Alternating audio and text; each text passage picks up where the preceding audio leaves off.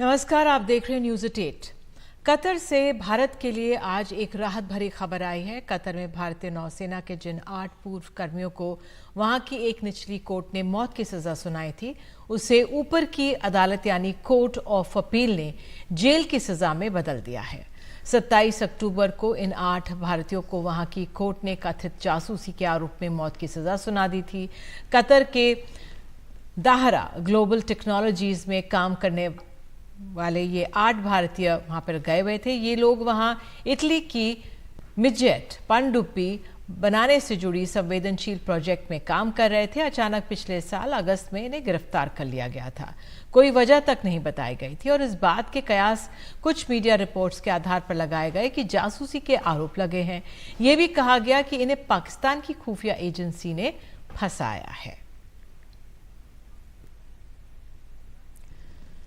पाकिस्तान में 8 फरवरी को आम चुनाव के लिए वोट डाले जाएंगे और इस बार के चुनाव में 26/11 मुंबई हमलों के मास्टरमाइंड हाफिज सईद का बेटा और लश्कर तैयबा का आतंकी हाफिज तलहा सईद भी चुनाव मैदान में उतर रहा है। लश्कर तैयबा में अपने पिता के बाद उसकी हैसियत दूसरे नंबर की है। पिछले ही साल गृह मंत्रालय ने हाफिज तलहा सईद को भी आतंकवाद निरोधी कानून यूएपीए के तहत आतंकवादी घोषित किया था। नोटिफिकेशन में कहा गया था कि हाफिज तलहा सईद लश्कर के लिए आतंकवादियों की भर्ती, पैसे जुटाने और भारत के खिलाफ आतंकी हमलों की योजना और उनके अमल में सक्रिय तौर पर शामिल रहा है। भारत संयुक्त राष्ट्र की आतंकियों की सूची में भी उसका नाम डलवाने की लगातार कोशिश करता रहा है, जिसमें अमेरिका भारत का समर्थन कर रहा है। लेकिन संयुक्त राष्ट्र में चीन भारत के ऐसे हर प्रस्ताव के आड़े आ जाता है। अपने 139वें स्थापना दिवस पर आरएसएस के गढ़ नागपुर में कांग्रेस ने आज एक बड़ी रैली की। रैली में कांग्रेस अध्यक्ष मल्लिकार्जुन खड़गे, राहुल गांधी, प्रियंका गांधी, तेलंगाना हिमाचल के मुख्यमंत्री, साथ ही कई वरिष्ठ नेता शामिल हुए। इस दौरान राहुल गांधी ने कहा है कि देश में विचारधारा की लड़ाई चल रही है। साथ ही उन्होंने कहा कि बीजेपी की विचारधारा राजाओं की विचारधारा है। वहीं कांग्रेस अध्यक्ष मल्लिकार्जुन खड़गे ने कहा है कि पिछले 10 साल से बीजेपी और आरएसएस देश को तंग कर रहे हैं। उन्हें नहीं रोका गया तो लोकतंत्र और संविधान खत्म हो जाएगा। कि राजनीतिक लड़ाई है, सत्ता की लड़ाई है, वो है।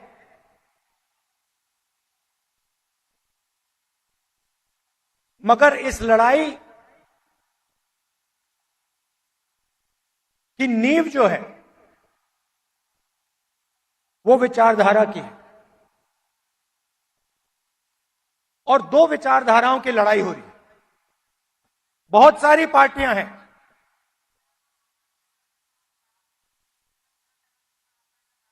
एनडीए में है, इंडिया अलायंस में है,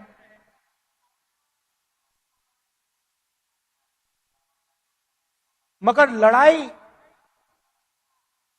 2 विचारधाराओं के बीच में है। पिछले 10 साल में देश में भाजपा और राष्ट्रीय स्वयंसेवक ये देश को तंग कर रहे हैं और ये जो संघ की सरकार है, अगर इसको नहीं रोक सके तो देश बर्बादी की ओर जाएगा और लोकतंत्र खत्म हो जाएगी। देश का संविधान जो बाबा साहब अम्बेडकर और पंडित जवाहरलाल नेहरू जी ने मिलकर बनाया, वो भी खत्म हो जाए। और कांग्रेस की रैली पर महाराष्ट्र के उप मुख्यमंत्री देवेंद्र फडणवीस ने कहा है कि राहुल गांधी को लोग गंभीरता से लेने को तैयार नहीं है। उन्होंने इसको महारैली कहा था, लेकिन ये सूक्ष्म रैली हो गई, क्योंकि छोटे ग्राउंड में रैली लेने के बावजूद भी आधा मैदान खाली रहा, कुर्सियां खाली रही और राहुल गांधी इनका भाषण सुनने के लिए लोग रुके नहीं, उन्होंने जाना शुरू कर दिया। तो मुझे लगता है कि उनकी थीम थी है तैयार हम, लेकिन नागपुर विदर्भ के लोगों ने बताया हम तैयार नहीं है और इस रैली के लिए तेलंगाना से भी लोग उन्होंने लाए थे, बावजूद उसके वो कुर्सियां नहीं भर पाए। तो मुझे लगता है कि जब राहुल गांधी को लोग सीरियसली लेने को तैयार नहीं है तो हम क्यों उसके ऊपर सीरियस होकर कोई सवाल जवाब करें। जेडीयू के राष्ट्रीय पदाधिकारियों की बैठक आज दिल्ली में हुई। सवाल उठ रहे हैं, क्या जेडीयू अध्यक्ष ललन सिंह और मुख्यमंत्री नीतीश कुमार के बीच सब कुछ ठीक है? ये सवाल ललन सिंह के इस्तीफों को लेकर जारी अटकलों में खड़ा हुआ। सूत्रों के मुताबिक नीतीश कुमार एक बार फिर से पार्टी की कमान अपने हाथ में ले सकते हैं। हालांकि जेडीयू के वरिष्ठ नेता फिलहाल इन खबरों को अफवाही करार दे रहे हैं। कल पार्टी की कार्यकारिणी की बैठक होगी। नई दिल्ली में जेडीयू के राष्ट्रीय पदाधिकारियों की बैठक बस 15 मिनट चली। बैठक के बाद भी इस सवाल का जवाब नहीं मिला कि ललन सिंह जेडीयू अध्यक्ष बने रहेंगे या नहीं। न नीतीश साहब कुछ बोले, न ललन सिंह साहब कुछ कहा। अध्यक्ष आप रहेंगे जेडीयू के? अरे नहीं, खबरें चल रही है। चिंता मत, नॉर्मल है। हर साल में एक बार मीटिंग का हम लोग का परंपरा है, तो इसलिए उसी की मीटिंग है, नॉर्मल है, कोई ऐसा कुछ खास नहीं। बैठक में जो डिस्कशन होता है वो कल राष्ट्रीय परिषद की बैठक के बाद आप लोगों को बता दिया।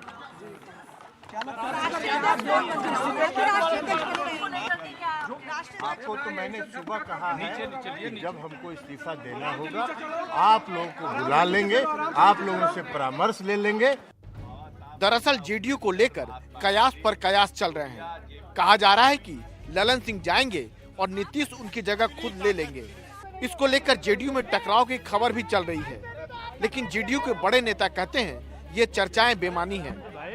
ललन सिंह को लेकर जो चर्चा चल रही है, कोई बातें नहीं है, इस तरह की कोई बात नहीं है। क्या बने रहेंगे वो राष्ट्रीय? ये कोई बात ही नहीं है इस पर। तो चर्चा चल रही है उसको लेकर? कोई बात नहीं है। तो कल तक रहेंगे वो? ललन सिंह के बारे में कहा जा रहा है कि राजद से करीबी हैं, उसका खामियाजा उन्हें भुगतना की बात सामने आ रही है। मैं पहले ही सारी अफवाहों को विराम दे चुका हूं। पुनः कहना चाहता हूं, पार्टी के राष्ट्रीय अध्यक्ष मतलब बने रहेंगे, मतलब कोई चर्चा नहीं होगी, नहीं हटाए जाएंगे आपके हिसाब से? ये कोई सरकारी कागजों पे सिग्नेचर करके अंगूठा लगा करके देने के सवाल नहीं होते। जब मैंने 3 बार मना कर दिया आपसे तो उस पर विश्वास कीजिए। अब सबकी नजरें शुक्रवार को होने वाली राष्ट्रीय कार्यकारिणी की बैठक पर टिक गई है। इसमें जदयू की कमान को लेकर चले घमासान का रास्ता शायद कुछ साफ हो पाए। यह तय है कि जेडीयू में फिलहाल वही होगा जो नीतीश चाहेंगे, लेकिन 2024 से पहले जिस राजनीतिक चौराहे पर वो खड़े हैं वहां उनके लिए समझना आसान नहीं है कि आगे उनके लिए रास्ता क्या होना चाहिए। नई दिल्ली में कैमरामैन कानू पात्रा के साथ Rajiv Ranjan, NDTV India. India गठबंधन की चुनौतियां खत्म होने का नाम नहीं ले रही हैं। आज पश्चिम बंगाल की मुख्यमंत्री ममता बनर्जी के बयान से फिर गठबंधन पर सवाल खड़े हुए हैं। उन्होंने कहा है कि इंडिया गठबंधन पूरे देश में रहेगा, लेकिन बंगाल में सिर्फ तृणमूल कांग्रेस ही बीजेपी का मुकाबला कर सकती है। इंडिया জোট সারা ভারতবর্ষে থাকবে আর বাংলায় তৃণমূল কংগ্রেস লড়াই করবে। মনে রাখবেন, বাংলায় তৃণমূল কংগ্রেসই বিজেপিকে শিক্ষা দিতে পারে, সারা ভারতবর্ষকে পথ দেখাতে পারে, অন্য কোনো পার্টি নয়। ভাঙড় রাজারহাট দিয়ে গঙ্গায় হাবড়ায় বালুকে অ্যারেস্ট করে অনেক কাজ করেছে। ও অ্যারেস্ট করেছে কিসের জন্য? যাতে পার্টির কাজ করতে না পারে, যাতে ইলেকশন করতে না পারে। আর সেই সুযোগে সিপিএম কংগ্রেস বিজেপি একসাথে বেরিয়ে পড়েছে রাস্তায়, রোজ মিছিল করছে আর সবাইকে চোর চোর বলছে। अयोध्या में रामलला की प्राण प्रतिष्ठा की तैयारियां जोरों पर हैं। प्रधानमंत्री मोदी भी 30 दिसंबर को अयोध्या के दौरे पर जा रहे हैं। इस दौरे में वे 11,000 करोड़ की कई विकास परियोजनाओं का उद्घाटन शिलान्यास करेंगे। प्रधानमंत्री मोदी सबसे पहले अयोध्या एयरपोर्ट का उद्घाटन करेंगे। इसके बाद वे अयोध्या धाम रेलवे स्टेशन का उद्घाटन करेंगे। इसके साथ ही प्रधानमंत्री अमृत भारत ट्रेन और 6 नई वंदे भारत ट्रेनों को हरी झंडी भी दिखाएंगे।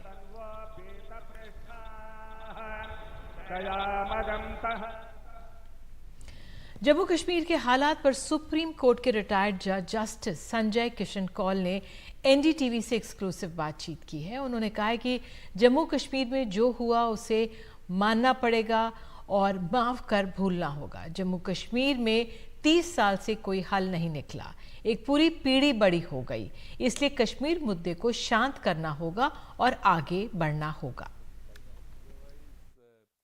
सर कॉन्स्टिट्यूशनल इशू था 370 का, लेकिन आपने कुछ और भी लिखा, कश्मीरी पंडितों की पीड़ा को लिखा, उनके घाव भरने की बात की, एक कमेटी बनने की बात की। वो लिखने के पीछे आपके मन में क्या चल रहा था? देखिए, कहीं ना कहीं हम सब एक सोच रखते हैं जहाँ से आते हैं। मैं उस स्टेट से जुड़ा हूँ, आया हूँ। मैंने उस स्टेट की पीड़ा दोनों तरफ से देखी है। तो जो मैंने रखा है उसमें मैंने कहा है कि 1980 से कुछ न कुछ प्रॉब्लम चलती आ रही थी, बट 89 में आके वो एक तरह से उभरी। 4.5 लाख कश्मीरी पंडित वहाँ से निकाले गए, वहाँ से उनको आना पड़ा और उसका किसी ने कोई सोल्यूशन नहीं ढूंढा। किस वक्त क्या चीज़ ख़राब हो गई जहाँ इतने अच्छा माहौल को बिगड़ गया, कहना मुश्किल है, शायद हम भी समझ नहीं पाए इसको। तो 1980s में थोड़ी थोड़ी इसकी विजिबिलिटी दिखती थी इन चीज़ों की, बट इतनी हालात ख़राब हो जाएगी। 89 तक मैं गया हूँ। 89 पे मेरा एक ऑर्चर्ड था, वहाँ मैं जाके रहता था। उस कॉटेज के आसपास 1-1.5 मील तक कोई और आबादी नहीं थी। मैं अपने कज़न्स के संग जाके रहा, वॉक पे जाता था, कभी कोई फियर का फीलिंग नहीं उठी। सर आप बहुत सारे ऐतिहासिक फैसलों के पार्ट रहे, हिस्सा रहे। सेम सेक्स मैरिज का 370 जो जम्मू कश्मीर में थी, 370 को लेकर एक बहुत बड़ा फैसला आया और सहमति से वो फैसला आया। उसको एज ए जज आप कैसे देखते हैं? देखिए, किसी भी फैसले पे अक्सर दो तरह के मुद्दे उठते हैं या टिप्पणियाँ होती हैं। कुछ लोग उससे खुश होंगे, कुछ नहीं होंगे। ये जज का एक काम है। जज का काम है रोज़ वो किसी न किसी के फेवर में डिसाइड करता है या किसी के अगेंस्ट में डिसाइड करता है। तो मैं कभी कभी कहता हूँ कि लिटिगेंट जो है वो अपनी नेगेटिव एनर्जी लेके आता है तो वो लॉयर के पास छोड़ता है, लॉयर अपनी नेगेटिव एनर्जी जज के पास छोड़ के चला जाता है। तो ये हमारा कार्य है, कोई ना कोई खुश होगा, कोई नहीं होगा। ये कॉन्स्टिट्यूशनल मुद्दा था, 5 जजों ने यूनानिमसली लिया। इसके 2 पहलू थे। 2 पहलू में से पहला पहलू ये था कि ये हो सकता है कि नहीं हो सकता है। उसमें मेरे ख्याल से पब्लिक डिबेट में भी बहुत ज़्यादा व्यूज़ नहीं है डिफरेंट कि ये हो सकता है, क्योंकि कॉन्स्टिट्यूशन प्रोविजन ऐसा था जो कश्मीर की एसिमिलेशन में एक थोड़ी सी फ़र्क तरीके से एसिमिलेशन में एक ट्रांजिएंट प्रोविजन था। अब ये सही है, कुछ लोग कहते हैं कि नहीं ये परमानेंट होना चाहिए था।